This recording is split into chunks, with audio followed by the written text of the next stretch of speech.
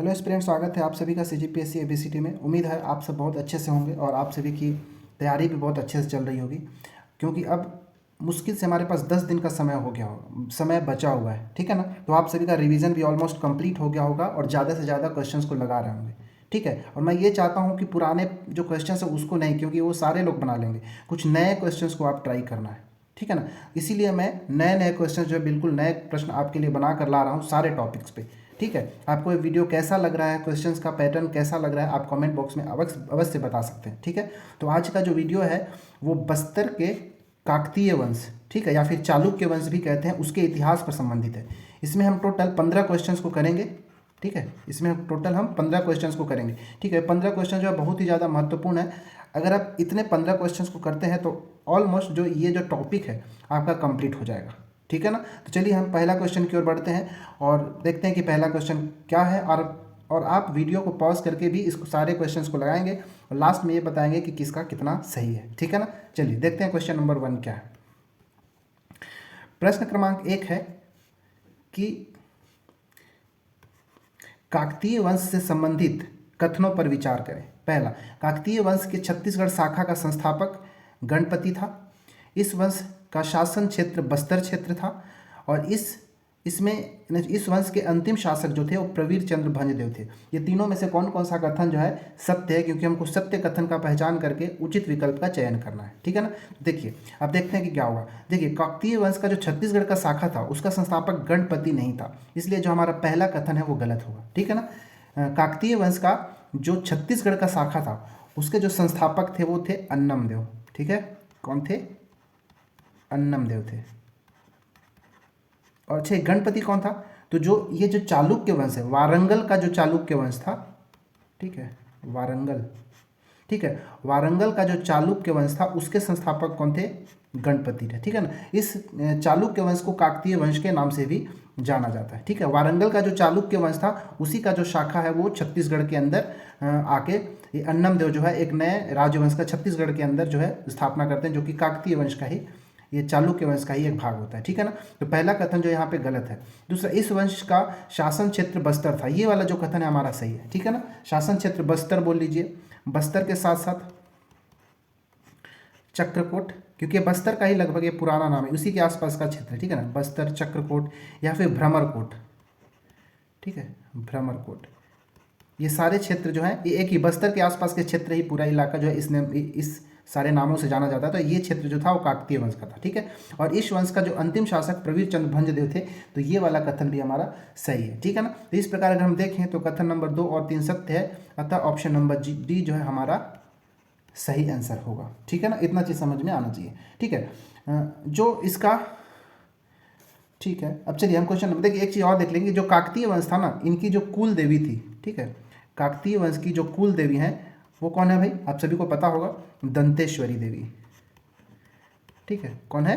दंतेश्वरी देवी जो है काकतीय वंश की क्या है? कुल देवी है। ठीक है। चलिए क्वेश्चन नंबर हम 2 की ओर देखते हैं कि क्या है। प्रश्न क्रमांक 2 है कि निम्नलिखित में से कौन सा काकतीय वंश का राजधानी नहीं थी? ठीक है ना। इसमें से 3 जो है काकतीय वंश का राजधानी है और एक चौथा जो है एक ऐसा जो है राजधानी नहीं है। तो कौन सा है? वीडियो को पॉज करके आप इसका आंसर देने की कोशिश करेंगे।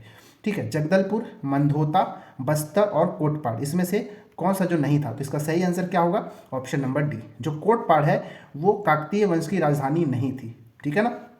देखिए जो जगदलपुर है, इस जगदलपुर शहर को दलपत देव अपना राजधानी बनाए थे। ठीक है, कौन? दलपत देव। ठीक है, दलपत देव की राजधानी क्या थी? जगदलपुर थी। इसी तरह जो मंधोता था वो किसका? अन्नम देव का। जब अन्नम देव यहाँ आकर ये काकतीय वंश की स्थापना किए थे तब मंधोता में सबसे पहले अपनी राजधानी बनाए थे। ठीक है ना। इसके बाद जो बस्तर है, बस्तर को राजधानी बनाने वाले जो थे दिगपाल देव थे, दिगपाल देव। ठीक है। और कोटपाड़ जो है किसी की राजधानी नहीं थी। एक और राजधानी आप याद रख सकते हैं, चक्रकोट। ठीक है ना। चक्रकोट, चक्रकोट को राजधानी कौन बनाया था? तो चक्रकोट को अपना राजधानी बनाने वाले जो थे वो पुरुषोत्तम देव, पुरुषोत्तम देव।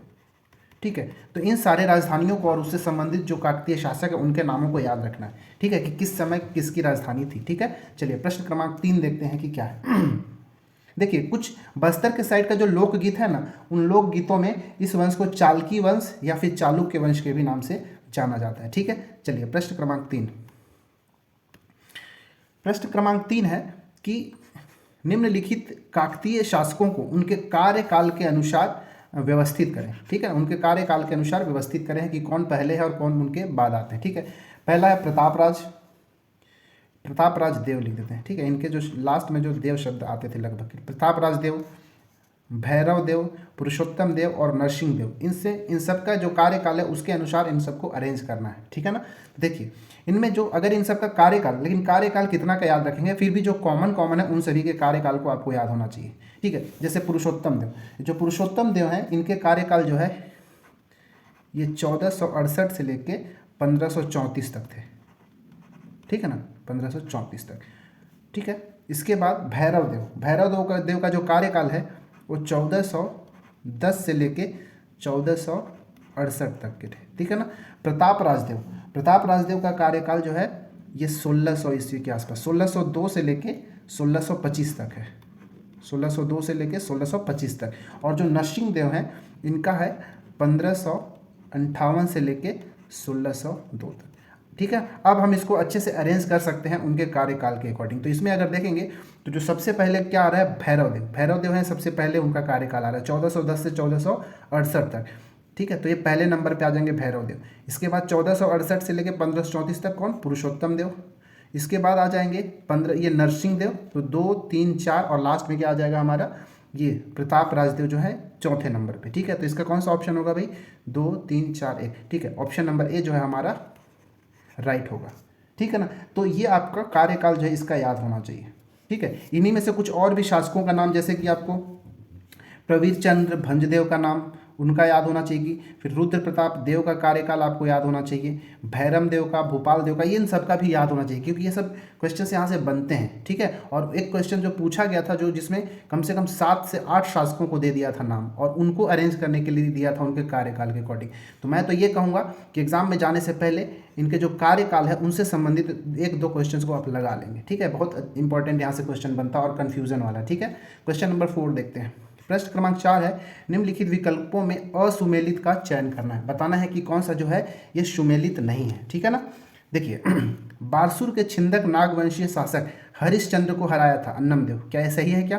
तो अगर आप अन्नम देव के बारे में पढ़े होंगे तो आपको पता चलेगा। ठीक है, तो ये जो पहला कथन है वो मतलब जो विकल्प है वो सही है। ठीक है ना, जो बारसूर के छिंदक नागवंशीय शासक जो थे हरिश्चंद्र देव, तो हरिश्चंद्र को हराने वाले कौन थे, अन्नम देव। ठीक है ना, अन्नम देव जो है हरिश्चंद्र को हराए थे। ठीक है, ये लगभग 1324 के आसपास। ठीक है, 1324 ईस्वी में जो ये अन्नम देव थे उसको उनको हराए थे। ठीक है ना, देखिए इसके बाद बस्तर में मड़ई मेला की शुरुआत पुरुषोत्तम देव ने किया था, क्या यह सही है क्या? बस्तर में मड़ई मेला की शुरुआत पुरुषोत्तम देव ने किया था, क्या ये सही है? ठीक है, तो ये बिल्कुल भी सही है। ठीक है, ये दूसरा कथन जो है बिल्कुल सही है। ठीक है, तीसरा, नीलू पंत या फिर नीलू पंडित का प्रथम असफल आक्रमण राजपाल देव के समय हुआ था, क्या ये सही है? ठीक है, तो नहीं, यही वाला जो है हमारा गलत है। ठीक है, हमको असुमेलित का पता करना है। ठीक है, देखिए मैं यहाँ पे ऐसे काट देता हूँ। अच्छा,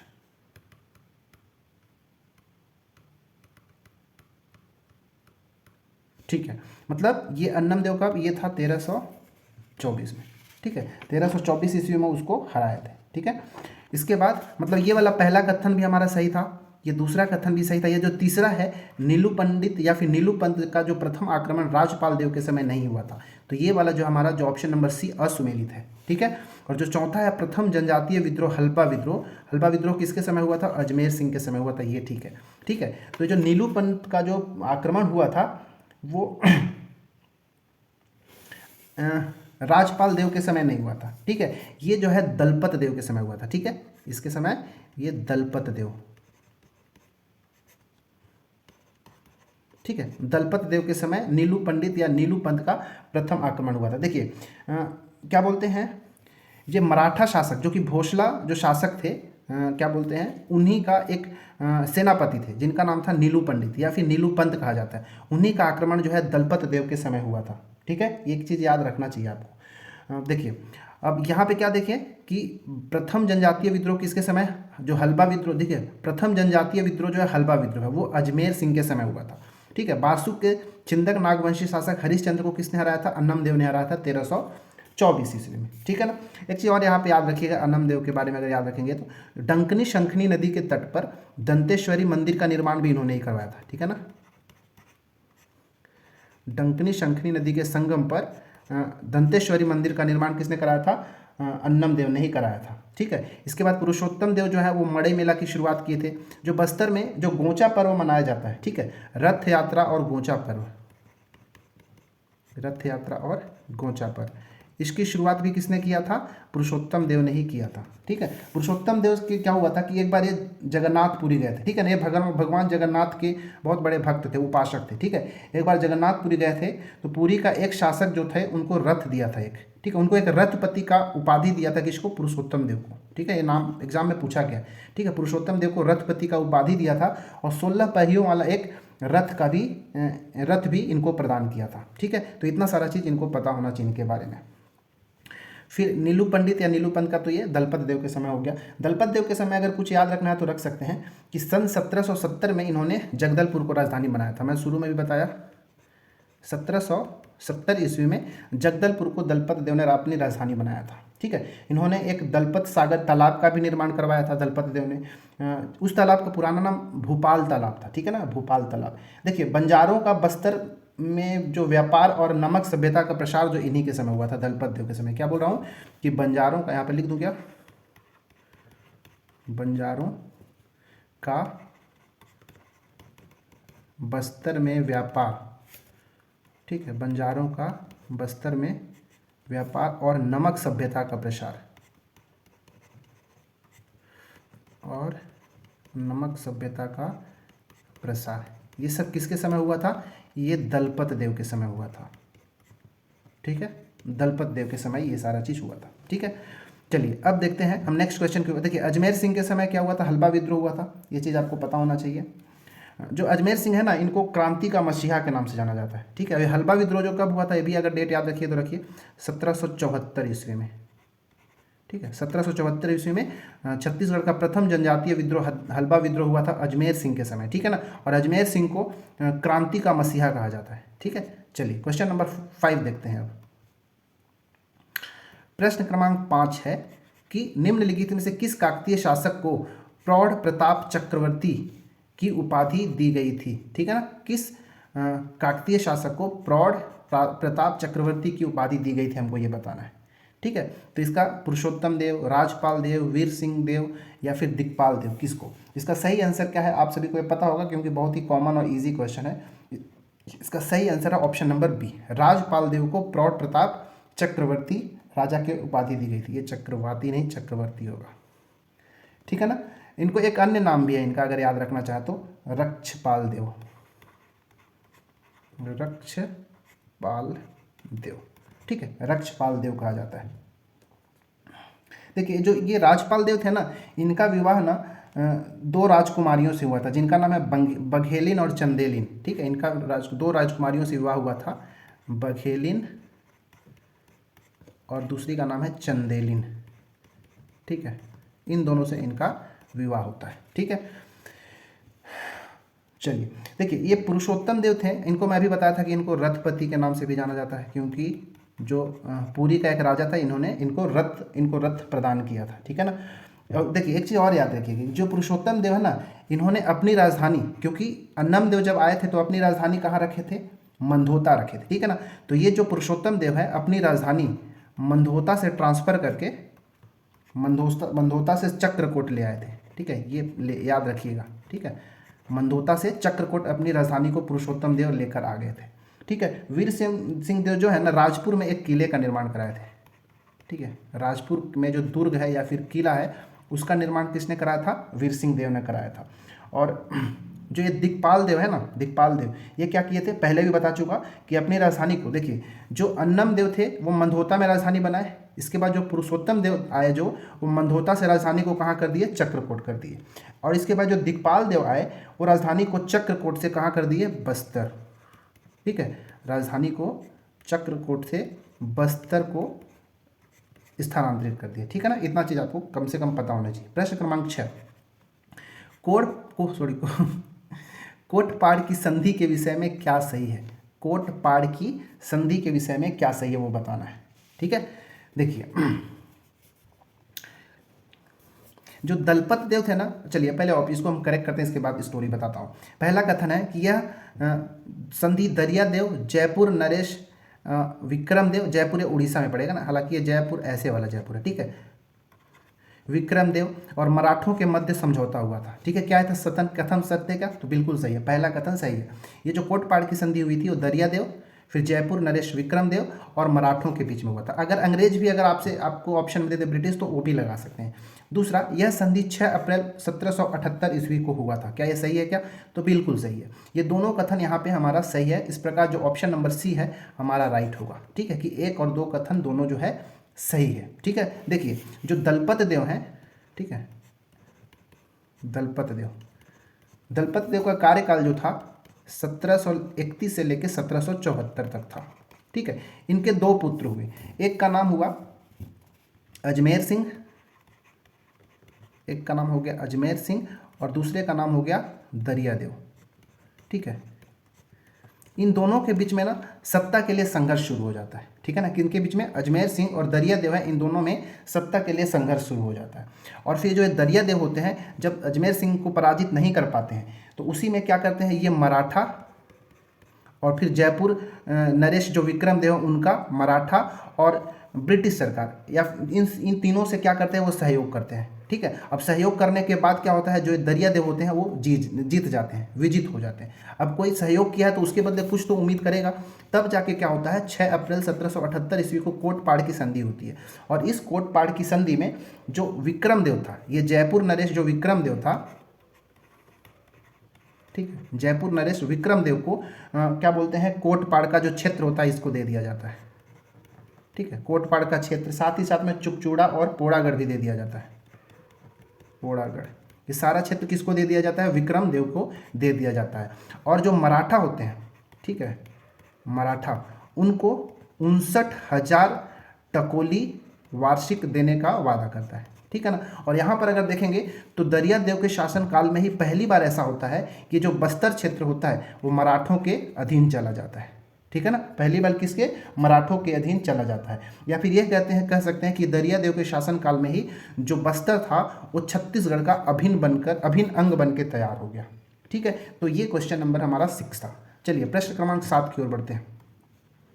प्रश्न क्रमांक 7 है कि किस काकतीय शासक के समय मराठा सेनापति रामचंद्र बाघ का आक्रमण हुआ था? ठीक है ना, रामचंद्र बाघ का आक्रमण किसके समय में हुआ था, हमको वो बताना है। चलिए तो देखते हैं।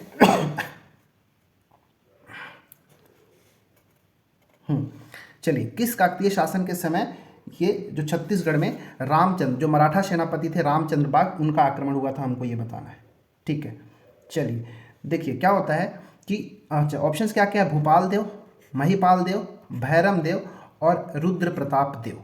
ठीक है, तो इसका जो सही आंसर क्या होना चाहिए, वीडियो को पॉज करके आप इसका आंसर देने की कोशिश करें, तो इसका जो सही आंसर होगा ऑप्शन नंबर बी, महिपाल देव। ठीक है, महिपाल देव जो थे उन्हीं के समय जो मराठा सेनापति रामचंद्र बाघ थे उनका आक्रमण होता है। देखिए रीज़न ये है कि क्योंकि जैसे ही दरिया देव के समय क्या हुआ था कि वो 59,000 टकोली देने की प्रारंभ किए थे, परंतु महिपाल देव जो था वो टकोली देने से मना कर दिया। ठीक है, अब जब टकोली देने से मना किया तो उस समय जो नागपुर में मराठा शासक जो थे व्यंकोजी भोसले थे। कौन थे? व्यंकोजी भोसले।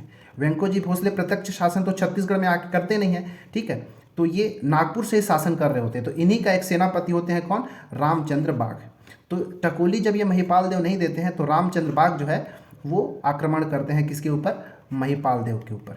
ठीक है, रामचंद्र बाघ किसके ऊपर, महिपाल देव के ऊपर आक्रमण करते हैं और जो महिपाल देव है वहाँ पे हार जाता है। ठीक है, अब टकोली ये नहीं दिया पाया रहता है। ठीक है, तो क्या करते हैं, जो सिहावा क्षेत्र होता है, ठीक है, कौन सा, जो सिहावा क्षेत्र जो कि महिपाल देव के अधीन होता है, इस क्षेत्र को क्या कर लिया जाता है, मराठा शासन में मिला दिया जाता है, या फिर नागपुर के अंतर्गत आ जाता है ये सिहावा क्षेत्र। ठीक है, इतना सारा चीज़ हमको पता होना चाहिए। एक चीज़ और याद रखिएगा कि ये जो महिपाल देव है, इस महिपाल देव के समय ही क्या बोलते हैं, परलकोट विद्रोह हुआ था। ठीक है। परलकोट विद्रोह किसके समय हुआ था?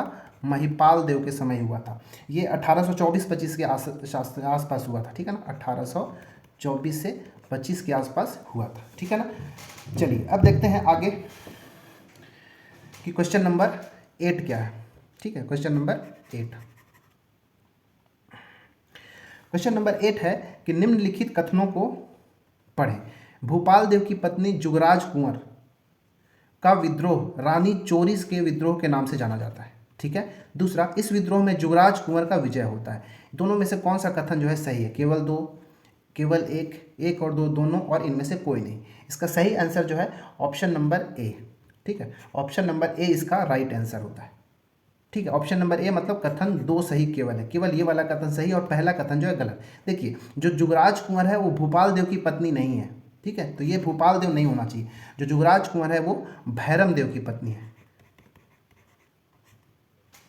ठीक है। भैरम देव की पत्नी कौन होती हैं? जुगराज कुंवर। हालांकि देखिए, भैरम देव की दो पत्नियां होती हैं, एक तो ये जुगराज कुंवर हो गई। अब मैं ये जो रानी चोरिस का जो विद्रोह होता है उसका कारण बता रहा हूँ। पहली कौन हो गई? जुगराज कुंवर, और जो दूसरी होती हैं उनका नाम होता है सुवर्ण कुंवर। सुवर्ण कुंवर, इनकी दो पत्नियां होती हैं, परंतु एक जो ब्रिटिश शासक होता है जिसका नाम होता है फ्रेजर, ठीक है। ब्रिटिश शासक कौन होता है? फ्रेजर। फ्रेजर के कहने पर जो भैरम देव होते हैं एक तीसरी से शादी कर लेते हैं, जो कि एक मुस्लिम महिला होती हैं, जिनका नाम होता है नावाबाई। क्या होता है नाम? नावाबाई, ठीक है। और तीन पत्नियां रखना रखना उस समय बहुत ही परंपरा के खिलाफ था, ठीक है ना। क्या बता रहा हूँ कि भैरम देव की दो पत्नियां थी, जुगराज कुंवर और सुवर्ण कुंवर, परंतु एक फ्रेजर के कहने पर वो तीसरी एक मुस्लिम महिला नावाबाई से विवाह कर लेते हैं, जो कि उस समय परंपरा के एकदम खिलाफ था। इसीलिए जो जुगराज कुंवर होते हैं और उस बस्तर के मतलब उस क्षेत्र की जितनी भी महिलाएं होती हैं सब जो है रोड पर उतर, सड़क पर उतर आती हैं और जो भैरम देव होते हैं उनका विद्रोह करने लगते हैं, ठीक है ना।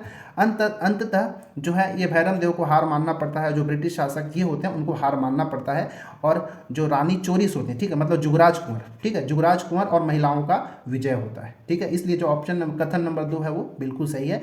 तो ये जो विद्रोह था उसी को रानी चोरिस का विद्रोह के नाम से जाना जाता है। इसको रानी का कोप भी कह सकते हैं हिंदी में, ठीक है, रानी का कोप, ठीक है ना। चलिए, ये था क्वेश्चन नंबर 8। देखिए, एक चीज और देख लेते हैं कि जो भैरम देव थे ना, भैरम देव के शासनकाल में 3 विद्रोह हुआ था, ठीक है, 3 जनजातीय विद्रोह हुआ था भैरम देव के शासनकाल में, ठीक है। क्योंकि इनका जो कार्यकाल थोड़ा लंबा है, कब से कब तक देखिएगा, 1853 से लेकर 1891 तक का जो कार्यकाल है वो भैरम देव का है। इनके समय में 3 विद्रोह होता है। पहला होता है लिंगागिरी विद्रोह, ठीक है, लिंगागिरी विद्रोह, ये 1856 में, जो हमारे देश में जब स्वतंत्रता चल रहा होता है उस समय जो है लिंगागिरी विद्रोह होता है पहला, जो कि भैरम देव के शासनकाल में। दूसरा है कोई विद्रोह, ठीक है, कोई विद्रोह 1859 में, उससे जस्ट 2-3 साल बाद। और जो तीसरा है मुड़िया विद्रोह, मुड़िया विद्रोह ये हुआ था 1876 में। तो ये तीनों विद्रोह जो है वो किसके? भैरम देव के शासनकाल में हुआ था, ठीक है ना। चलिए क्वेश्चन नंबर अब 9 की ओर बढ़ते हैं। प्रश्न क्रमांक 9 है कि बस्तर आने वाला प्रथम यूरोपीय यात्री कौन था? बहुत अच्छा क्वेश्चन है, ठीक है ना। बस्तर आने वाला प्रथम यूरोपीय यात्री कौन था? कैप्टन स्मिथ, चार्ल्स सी इलियट, कैप्टन एग्न्यू और मिस्टर जेटी ब्लंट। ये कौन था जो पहली बार बस्तर क्षेत्र में आया था, ठीक है। तो इसका आंसर शायद आप सभी को पता होगा। इसका सही आंसर है जो ऑप्शन नंबर बी, चार्ल्स सी इलियट जो था वो बस्तर क्षेत्र में आने वाला पहला यूरोपीय यात्री था, ठीक है। देखिए, ये जो था ये छत्तीसगढ़ संभाग का डिप्टी कमिश्नर था, ठीक है ना। जो छत्तीसगढ़ संभाग बना था, छत्तीसगढ़ संभाग का डिप्टी कमिश्नर कौन था? चार्ल्स सी इलियट था। और ये 1856 ईस्वी में, ठीक है, 1856 ईस्वी में बस्तर क्षेत्र का वो दौरा करता है और इधर आता है, ठीक है। तो 1856 में किसका कार्यकाल था? अभी बताया था, भैरम देव, ठीक है। तो भैरम देव के कार्यकाल में ही जो चार्ल्स सी इलियट था वो छत्तीसगढ़ के बस्तर क्षेत्र में सबसे पहले आने वाला यूरोपीय था, ठीक है ना। इतना याद रहेगा क्या? अच्छा, ये जेटी ब्लंट कौन था? ठीक है। जेटी ब्लंट कौन था वो आपको पता है क्या? ठीक है, तो देखिए ये जो जेटी ब्लंट था इसी के समय जो हुआ था भोपालपट्टनम विद्रोह हुआ था, ठीक है ना। मैं यहाँ पे लिखता हूँ भोपालपट्टनम विद्रोह। अभी भोपालपट्टनम विद्रोह का कारण भी बताता हूँ। देखिए भोपालपट्टनम विद्रोह जो हुआ था ये 1795 ईस्वी में हुआ था, ठीक है, दरियादेव के समय, ठीक है ना। किसके समय? दरियादेव, ठीक है, दरियादेव के समय भोपालपट्टनम विद्रोह हुआ था। देखिए क्या था कि जो मिस्टर जेटी ब्लंट थे वो बीजापुर के भोपालपट्टनम के क्षेत्र से होते हुए बस्तर में प्रवेश करना चाहता था। कौन? मिस्टर जेटी ब्लंट जो था वो बीजापुर के भोपालपट्टनम के क्षेत्र से होते हुए बस्तर में प्रवेश करना चाहता था, परंतु जो आदिवासी जनजाति थे उधर वो उनका आने से विरोध करने लगते हैं, ठीक है। इसी विरोध को ही भोपालपट्टनम का विद्रोह कहा जाता है। और इसमें जो जेटी ब्लंट थे वो अंततः हार जाते हैं, वो वहाँ पे नहीं जा पाते हैं और वापस जो है ये कलकत्ता को चले जाते हैं, ठीक है। तो इतना चीज़ आपको याद रखना है। चलिए प्रश्न क्रमांक 10 देखते हैं। प्रश्न क्रमांक 10 है कि रुद्र प्रताप देव के बारे में असुमेलित कथन का पहचान करें, ठीक है। रुद्र प्रताप देव के द्वारा मतलब के बारे में असुमेलित कथन का पहचान करना है हमको, ये बताना है, ठीक है। देखिए रुद्र प्रताप, अब पढ़ते हैं पहला कथन, पहला ऑप्शन, रुद्र प्रताप देव ने 1908 में बस्तर का प्रत्यक्ष शासन आरंभ किया। दूसरा, इनके काल में मुड़िया विद्रोह हुआ। इनके शासनकाल में घैटी पोनी प्रथा का आरंभ हुआ। और चौथा, इन्हें सेंट ऑफ जेरूसलेम की उपाधि दी जाती है। तो इसका कौन सा कथन जो असुमेलित, मतलब असुमेलित नहीं लिखते, कौन सा जो कथन है वो गलत है, ठीक है, गलत, क्योंकि सुमेलित करने को दिया ही नहीं ना। तो रुद्र प्रताप देव के बारे में कौन सा कथन जो है गलत है वो बताना है, ठीक है ना। तो इसका जो सही आंसर है ऑप्शन नंबर बी, मुड़िया विद्रोह का हुआ था, ठीक है। तो मुड़िया विद्रोह जो है रुद्र प्रताप देव के समय हुआ ही नहीं था, ठीक है। रुद्र प्रताप देव के समय कौन सा विद्रोह हुआ था? भूमकाल विद्रोह हुआ था, याद रखिएगा, ठीक है। भूमकाल विद्रोह, भूमकाल विद्रोह किसके समय में? रुद्र प्रताप देव के समय में हुआ था, ठीक है। ये 1910 में हुआ था। कब? 1910 ईस्वी में हुआ था, जिसका नेतृत्व किसने किया था? गुंडाधुर ने किया था, ठीक है, गुंडाधुर। भूमकाल, इसको मैं ऐसे याद किया था, देखिएगा, भूम से हमको यहाँ पे भूमि समझ में आ रहा होगा, ठीक है। और धूल मतलब धूली, धूल समझ लीजिए, तो भूमि में तो धूल होता है, तो इस प्रकार आपको याद हो जाएगा। तो 1910 में ये हुआ था। देखिए अब इसको पहला स्टेटमेंट को देखते हैं। रुद्र प्रताप देव ने 1908 में बस्तर पर प्रत्यक्ष शासन किया, ये जो पहला सही है, ठीक है। देखिए क्या होता है कि सन 1891 ईस्वी में ना भैरम देव की मृत्यु होती है। कब? 1891 ईस्वी में भैरम देव की मृत्यु हो जाती है। 1891 में जब भैरम देव की मृत्यु होती है तो उस समय जो रुद्र प्रताप देव होते हैं वो मात्र 6 वर्ष के होते हैं, ठीक है। जब 6 वर्ष के होते हैं तो वो शासन कर पाने में असमर्थ होते, इसलिए उनको जो है उस समय तक शासन में नहीं बैठाया जाता है, ठीक है। और उनको पढ़ने के लिए रायपुर का जो राजकुमार कॉलेज है वहाँ भेज दिया जाता है, ठीक है। और ये जब तक वयस्क नहीं होते हैं तब तक दो जो अंग्रेजी प्रशासक होते हैं, एक का नाम होता है फैगन और दूसरे का नाम होता है गेयर, ठीक है। फैगन और गेयर जो है ये दोनों वहाँ शासन कर रहे होते हैं और शासन करने के लिए दीवान भी नियुक्त किया जाता है, ठीक है। तो रुद्र प्रताप देव के समय 2 दीवान जो है नियुक्त किए गए थे, एक का नाम था आलमचंद्र, ठीक है, आलमचंद्र, और जो दूसरा दीवान थे उनका नाम था रामचंद्र राव मिश्र, ठीक है, रामचंद्र राव मिश्र। ये पहले थे, बाद में आए थे ये, ठीक है। इतना याद रहेगा ना कि जब वो अवयस्क थे या मतलब जब बालक थे तो फैंगन और गेयर जो है वहाँ प्रशासन कर रहे थे और साथ ही प्रशासन करने के लिए दीवान को भी नियुक्त किया गया था। पहला दीवान आलमचंद्र और दूसरा जो थे रामचंद्र राव मिश्र थे, ठीक है ना। अब 1908 ईस्वी में आते हैं और रुद्र प्रताप देव जो है बस्तर पर प्रत्यक्ष शासन शुरू करते हैं। उस समय उनकी उम्र जो है 23 वर्ष की होती है, ठीक है ना। एक चीज़ और याद रखिएगा कि फैगन और जो गेयर थे ना ये बस्तर रियासत में शिक्षा को अनिवार्य कर दिए थे, ठीक है, शिक्षा को अनिवार्य करने वाले यही थे फैगन और गेयर, ठीक है ना। और देख लिए इनके शासन काल में घैटी पोनी प्रथा की आरंभ हुआ था, तो ये वाला कथन भी सही है। घैटी पोनी क्या होता है देखिएगा, ये घैटी पोनी का मतलब है महिलाओं का क्रय विक्रय, महिलाओं का क्रय विक्रय। ये जो है इस प्रथा का प्रारंभ किसके समय? रुद्र प्रताप देव के समय ही हुआ था, ठीक है ना। और इन्हें सेंट ऑफ जेरूसलेम कहा जाता है। इन्हें सेंट ऑफ जेरूसलेम इसलिए कहा जाता है कि जब युद्ध हुआ था, ठीक है, महायुद्ध के समय जो रुद्र प्रताप देव थे वो ब्रिटिश की सहायता कर रहे होते हैं, ठीक है। तो ये हमारा जो चौथा ऑप्शन भी सही है। जो रुद्र प्रताप देव थे ना वो जगदलपुर को चौराहों का नगर बनाया था, इतना तो आपको पता ही होगा। इनके शासनकाल में क्या बताया था कि ये जगदलपुर को क्या बनाए थे, चौराहों का नगर।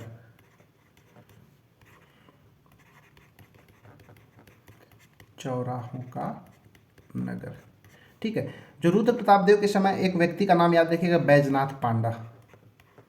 बैजनाथ पंडा, ये क्या करते हैं, वनों को आरक्षित करते हैं, वनों को आरक्षित कर देते हैं, ठीक है ना।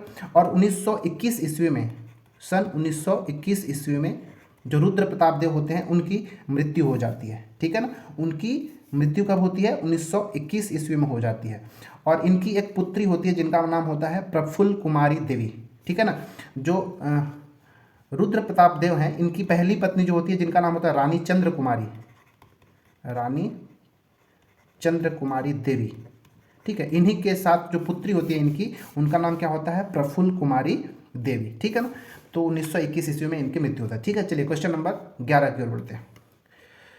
हाँ, प्रश्न क्रमांक 11 है कि रानी प्रफुल्ल कुमारी देवी के बारे में विचार करें, ठीक है। प्रफुल्ल कुमारी देवी के बारे में बताना है कि पहला, ये छत्तीसगढ़ की प्रथम महिला शासिका थी। दूसरा, इनका राज्याभिषेक 1922 ईस्वी में 12 वर्ष की उम्र में हुआ और इनके पति प्रवीर चंद्र भंजदेव थे। कौन सा कथन जो है यहाँ पे, कौन सा सही है, ठीक है।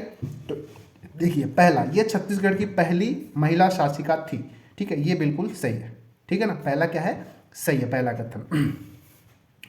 दूसरा, इनका राज्याभिषेक 1922 ईस्वी में मात्र 12 वर्ष की उम्र में होता है, ये भी सही है, क्योंकि 1921 ईस्वी में रुद्र प्रताप देव की मृत्यु होती है। चूंकि ये रुद्र प्रताप देव की मृत्यु होती है और रुद्र प्रताप देव के कोई भी पुत्र नहीं होते हैं, अतः वहाँ की जो जनता है वो फोर्स करते हैं किसके रानी बनाने के लिए, रानी प्रफुल्ल कुमारी देवी, इसको वहाँ की शासिका बनाने के लिए लोग जाहिर करते हैं वहाँ की जनता। इसलिए जो प्रफुल्ल कुमारी देवी हैं उनको वहाँ की शासिका बना दी जाती है 1922 ईस्वी में। तो दूसरा कथन भी सही है।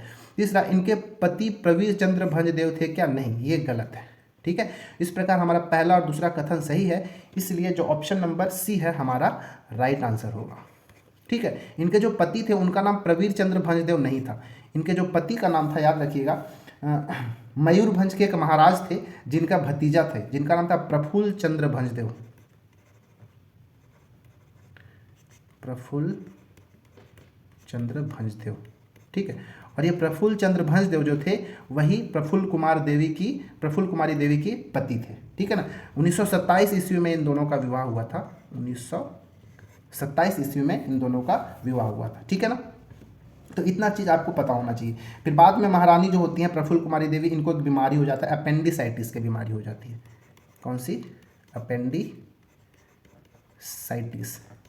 ठीक है। अपेंडिसाइटिस की बीमारी हो जाती है, जिसकी वजह से 1936 ईस्वी में लंदन में इनकी मृत्यु हो जाती है, क्योंकि लंदन में ये इलाज करवाने जाते हैं और वहाँ भी उनका संदेहास्पद मृत्यु होती है, ठीक है ना। एक पत्रिका है जिसका नाम है द इंडियन वुमेन फूड, उस पत्रिका में इनके बारे में छपा हुआ था, ठीक है।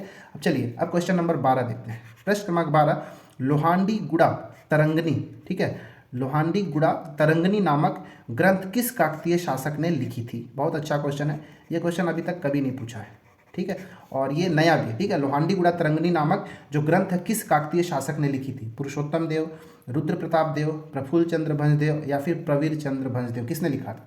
इसका जो सही आंसर है क्या होगा, आप वीडियो को पॉज करके बताएं। तो इसका जो सही आंसर है ऑप्शन नंबर डी, प्रवीर चंद्र भंजदेव थे, वो लोहांडी गुड़ा तरंगनी नामक ग्रंथ खुद ही लिखे थे, ठीक है ना। देखिए, ये जो प्रवीर चंद्र भंजदेव थे वो काकतीय वंश के अंतिम शासक थे, ठीक है, अंतिम शासक थे। आपको पता ही होगा कि इनके नाम पर हमारे छत्तीसगढ़ में तीरंदाजी खेल के लिए एक पुरस्कार भी दिया जाता है, ठीक है। देखिए, जब हमारा देश आज़ाद हुआ था और आज़ादी के बाद जब रियासतों का विलीनीकरण हो रहा था, तो उस समय जो समझौता पर हस्ताक्षर करने वाले जो थे वो प्रवीर चंद्र भंजदेव ही थे, ठीक है। समझौते पर हस्ताक्षर करने वाले कौन थे, प्रवीर चंद्र भंजदेव। देखिए, प्रवीर चंद्र भंजदेव का कार्यकाल अगर याद रखेंगे तो सब बनेगा। ये कार्यकाल जो है 1936 से लेके 1966 तक, ठीक है, 1936 से लेकर 1966 तक। तो हमारे आज़ादी के बाद जो समझौता पर विलीनीकरण का जो पत्र था, समझौता था, उन पर हस्ताक्षर प्रवीर चंद्र भंजदेव ने ही किया था, ठीक है ना। फिर देखिए क्या होता है, 25 मार्च, ठीक है। देखिए 25 मार्च 1966 ईस्वी को, 25 मार्च 1966 ईस्वी को ये जगदलपुर के राजमहल में होते हैं, तो पुलिस जो है गोली चला देते हैं, ठीक है। पुलिस की गोली चलाने की वजह से जो प्रवीर चंद्र भंजदेव और इनके साथ में कुछ और भी आदिवासी थे उन सब की मृत्यु हो जाती है, ठीक है। इतना चीज़ आपको यहाँ पे पता होना चाहिए। चलिए अब बढ़ते हैं क्वेश्चन नंबर 13 की ओर। प्रश्न क्रमांक 13 है कि छत्तीसगढ़ की जनजातीय विद्रोह को, मतलब छत्तीसगढ़ के किस जनजातीय विद्रोह को छत्तीसगढ़ का चिपको आंदोलन कहा जाता है। ठीक है, कोई विद्रोह, भूमकाल विद्रोह, मुड़िया विद्रोह या फिर लिंगागिरी विद्रोह, किस विद्रोह को छत्तीसगढ़ का चिपको आंदोलन की संज्ञा दी जाती है, हमको वो बताना है। वीडियो को पॉज करें और इसका सही आंसर देने की कोशिश करें। ठीक है, तो इसका जो सही आंसर है वो है कोई विद्रोह। ठीक है ना, इस कोई विद्रोह को छत्तीसगढ़ का चिपको आंदोलन कहा जाता है। ठीक है, ये जो कोई विद्रोह है ये 1859 ईस्वी में इसकी शुरुआत हुई थी, 1859 ईस्वी में। और इसका जो नेतृत्व करता थे वो थे नागुल दोरला। ठीक है, नाम याद रहेगा, नागुल दोरला। इसको ऐसे, हाँ ठीक है, नागुल दोरला जो थे इस कोई विद्रोह का नेतृत्व करते थे। ठीक है, इसके और भी कोई सहयोगी थे, जैसे नाम याद रखिएगा तो रख लीजिएगा, एग्जाम में पूछा गया है। एक का नाम था राम भोई। ठीक है, राम भोई, ये भोपालपट्टनम के जमींदार थे। और दूसरे का नाम था जग्गा राजू। ठीक है, जग्गा राजू जो थे वो भेजी का जमींदार था और राम भोई कहाँ का, भोपालपट्टनम का जमींदार था। इन दोनों के सहयोग के साथ जो नागुल दोरला था वो कोई विद्रोह का इन्होंने प्रारंभ किया था। इसका जो मेन उद्देश्य था क्या था, साल वृक्ष की कटाई को रोकना। ठीक है, साल वृक्ष की जो कटाई था उस कटाई को रोकने का उद्देश्य था। ठीक है, इसके लिए क्या हुआ था, इसका नारा एक था कि एक वृक्ष के पीछे एक सिर। ठीक है ना, मतलब वो वृक्ष को पकड़ के बैठ जाते थे और पेड़ को काटने से रोकते थे। इस प्रकार जो चिपको आंदोलन है उसी के समान, इसीलिए इसको छत्तीसगढ़ का चिपको आंदोलन की संज्ञा भी दी जाती है। इसका जो दमन करता है वो शासक, दमन करता जो अंग्रेज ब्रिटिश अधिकारी थे उनका नाम याद है, कैप्टन सी ग्लासफर्ड। ठीक है, ग्लासफर्ड याद रखिएगा बस आप, कैप्टन सी ग्लासफर्ड। ठीक है, इसके शासनकाल में तो ये भैरम देव के समय, मैं पीछे तो लिखा ही था कि भैरम देव के समय ही कोई विद्रोह होता है। ठीक है, देखिए भूमकाल विद्रोह कब बताया था अभी मैं। ठीक है, भूमकाल विद्रोह का कब, 1910 ईस्वी में। किसके समय में भूमकाल विद्रोह, बताइए, भूमकाल विद्रोह किसके समय में हुआ था। तो आपको अभी मैं बताया था क्या कि रुद्र प्रताप देव के समय हुआ था। रुद्र प्रताप देव के समय भूमकाल विद्रोह कब हुआ था, 1910 ईस्वी में। ठीक है, किसके शासन, एक गुंडादुर के नेतृत्व में, गुंडादुर के नेतृत्व में ये होता है। ठीक है, मुड़िया विद्रोह कब हुआ था भाई, बताइए। तो मुड़िया विद्रोह जो हुआ था 1876 ईस्वी में। ठीक है, मुड़िया विद्रोह कब, 18, इसका सही आंसर तो क्या ऑप्शन नंबर, मुड़िया विद्रोह 1876 ईस्वी में हुआ था। ये भी भैरम देव के समय हुआ था। ठीक है, भैरम देव के समय हुआ था। और हाँ, इसका जो नेतृत्व करता अगर देखेंगे तो याद करिए कौन था, झाड़ा सिरहा। ठीक है, झाड़ा सिरहा। देखिए इसको ऐसे याद रखिए कि मूड़ी का मतलब अर्थ क्या होता है, सिर ही तो होता है। तो झाड़ा सिरहा के नेतृत्व में ही मुड़िया विद्रोह हुआ था 1876 में और भैरम देव के शासनकाल में हुआ था। ठीक है ना, इसका कारण ये था कि अंग्रेज जो है अपना मनमानी कर रहे थे, उनका अपना ऑटोक्रेसी चला रहे थे। और साथ ही साथ जो एक व्यक्ति था जिसका नाम था गोपीनाथ कपड़दार। ठीक है, इसको वहाँ का दीवान बना दिया गया, जिसकी वजह से वहाँ आम जनता जो थे वो भड़क गए और इनका विरोध करने लगे। ठीक है ना, फिर एक अंग्रेज अधिकारी आया मैक जॉर्ज। ठीक है, मैक जॉर्ज जो है इसका दमन करते हैं। ठीक है, देखिए, हाँ ठीक है, मैक जॉर्ज इसका दमन करने का कार्य करते हैं। इसके बाद आया लिंगागिरी विद्रोह। लिंगागिरी विद्रोह कब, 1856 ईस्वी में। ठीक है, 1856 ईस्वी में भैरम देव के शासनकाल में हुआ था और इसका जो नेतृत्व करते थे वो धुरवा राम माड़िया। ठीक है, किसके समय भाई, भैरम देव। ये सारा चीज़ याद रखना, यहाँ से एक क्वेश्चन हमेशा देखने को मिलता है। तो ये जो जनजातीय विद्रोह है आपको एक बार पढ़ लेना चाहिए बहुत ही अच्छे तरीके से। ठीक है, ये जो विद्रोह है, जो लिंगागिरी विद्रोह, इसको एग्जाम में पूछा भी गया था कि निम्नलिखित में से कौन सा विद्रोह को बस्तर का महान मुक्ति संग्राम कहा जाता है। तो लिंगागिरी विद्रोह था। ठीक है, बस्तर का महान मुक्ति संग्राम किसको, लिंगागिरी विद्रोह को कहा गया था। ठीक है, चलिए प्रश्न क्रमांक 15। प्रश्न क्रमांक 15 है कि निम्नलिखित जनजाति विद्रोह को उनके काल क्रम के अनुसार सजाएं। बताना है कि कौन कब हुआ था। तो ठीक है, मेरिया विद्रोह, तो इन सब के कार्यकाल को आपको याद करना पड़ेगा। मेरिया विद्रोह जो हुआ था 1842 ईस्वी में। ठीक है, परलकोट विद्रोह तो अभी मैं बताया ही था आप लोगों को। ठीक है, परलकोट विद्रोह कब हुआ था, ये 1824-25 में। मैं शुरुआत के कुछ क्वेश्चन में बताया था 1824-25 में कब हुआ था। ये महिपाल देव जब मैं पढ़ा रहा था वहाँ पे। ठीक है, फिर तारापुर विद्रोह हुआ था 1842 ईस्वी में। ठीक है। मेरिया विद्रोह और तारापुर विद्रोह जो है एक ही समय हुआ था लगभग, ठीक है। परंतु जो तारापुर विद्रोह जो हुआ था वो मुड़िया विद्रोह से, सॉरी, मेरिया विद्रोह से पहले हुआ था। एक बार व्यापम के एग्जाम में लिया जा चुका है। देखिए ईयर जो है लगभग 1842 ही है, परंतु ये मेरिया विद्रोह जो है ये पहले हुआ था, ठीक है ना। ठीक है। अब देखिए हल्बा विद्रोह की शुरुआत सन 1774 में हुआ था। अब इसके अकॉर्डिंग हम अरेंज कर सकते हैं। तो सबसे पहले कौन, ये सब 1800 वाले हैं, तो सबसे पहले हो गया हल्बा विद्रोह, तो चौथे नंबर का पहला, तो चौथा नंबर ये वाला हो गया और ये, तो ये दोनों गलत, ठीक है। फिर हल्बा विद्रोह के बाद 1842 में ये दोनों, तो मैं क्या बताया था कि मेरिया विद्रोह को पहले लेना है, ठीक है ना। क्या करना है, मेरिया विद्रोह को हमको पहले लेना है, तो इसकी वजह से हमारा क्या हो जाएगा, ठीक है, एक बार चेक करते हैं। 1774 हो गया ये, ठीक है, 1774 हल्बा विद्रोह सबसे पहले, ठीक है ना। हल्बा विद्रोह के बाद 1824-25 में क्या हुआ, परलकोट विद्रोह, तो 4 के बाद आ गया 2, तो हमारा ऑप्शन नंबर बी हमारा सही हो जाएगा। 4 2 3 1 हल्बा विद्रोह 1774 में, परलकोट 1824-25 में, इसके बाद तारापुर विद्रोह 1842 और मेरिया विद्रोह भी 1842, ठीक है ना। तो इस प्रकार हमको ये लेके चलना था। ऑप्शन नंबर बी हमारा राइट आंसर होगा, ठीक है।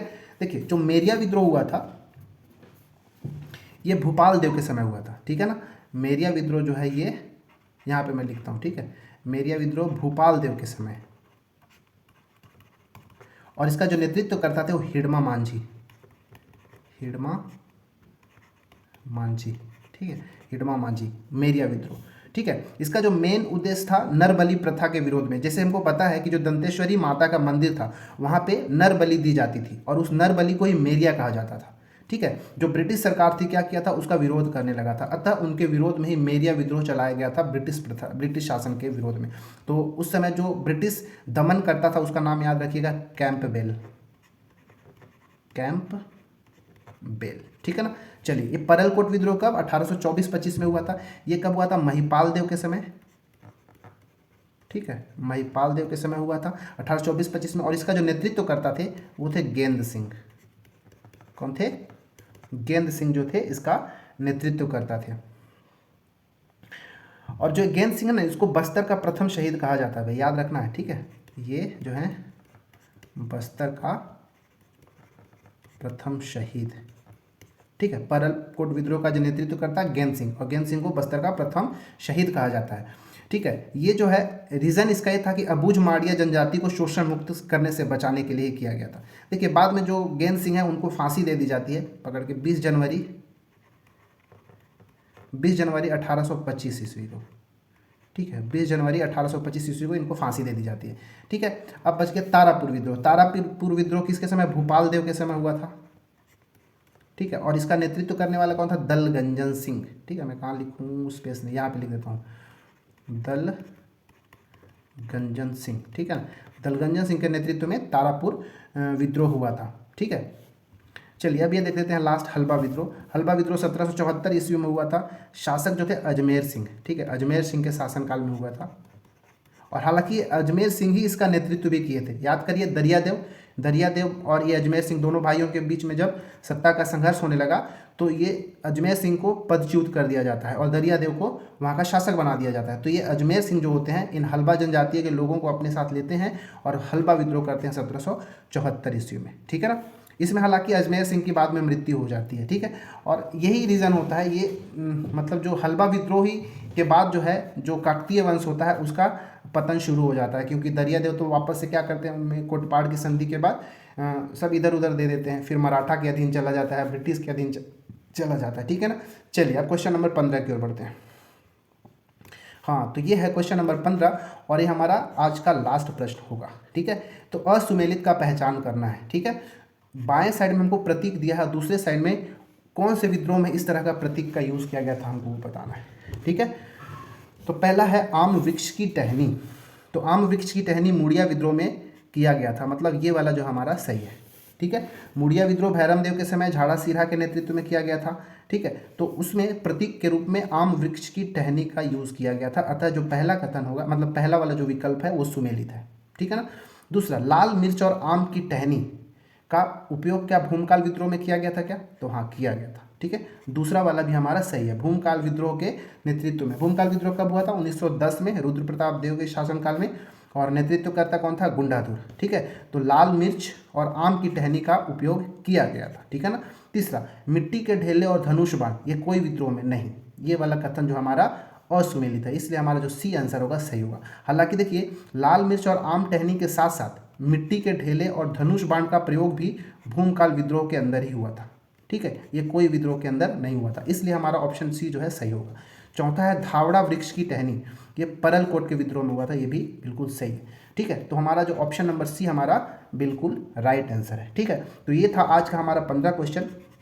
उम्मीद है आपको ये पसंद आया होगा, ये 15 क्वेश्चन, क्योंकि बिल्कुल नए क्वेश्चंस थे। ठीक है, बाकी पुराने क्वेश्चंस भी आप लगा सकते हैं, और कुछ टॉपिक्स यहाँ के बच जाए तो क्वेश्चन के माध्यम से हालांकि सारा चीज़ नहीं कराया जा सकता है, तो मैं ये बताना चाहता हूँ कि इस जो काकतीय वंश का जो टॉपिक है, इसके अंदर भी आप इन टॉपिक्स को पढ़ के जाएँ अच्छे से। ठीक है ना, तो आपको यहाँ से एक भी क्वेश्चन नहीं छूटेगा। ठीक है, अच्छे से आप पढ़ते रहिए, क्योंकि समय बहुत कम बच गया है। तो चलिए हम मिलेंगे अब अगले वीडियो में। वीडियो अच्छा लगता है तो लाइक करें, सब्सक्राइब करें, और दोस्तों के साथ शेयर भी कर सकते हैं। धन्यवाद।